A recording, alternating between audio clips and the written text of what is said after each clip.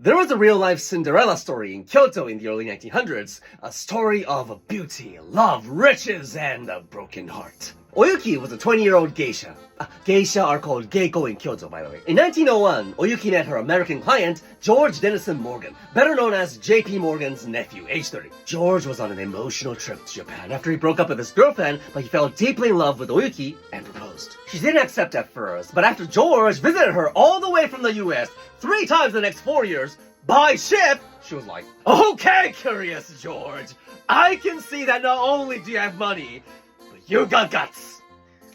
Let me think about it for a few days." So Oyuki consulted another man, a playwright called Makino Shozo, who secretly loved her madly too. Now in the world of geishas, taking Oyuki as his wife meant that George had to pay a hefty transfer fee, like when a football club poaches a star player from another club. So Shozo, who didn't want Oyuki to be taken by another man, had an idea.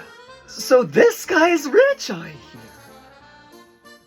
Oyuki-chan, why don't you charge him a fee that would test how serious he is about you? How much would be enough to test that? Say 30,000 yen. J.P. Morgan's nephew. 40,000 yen. Don't settle for less than you're worth.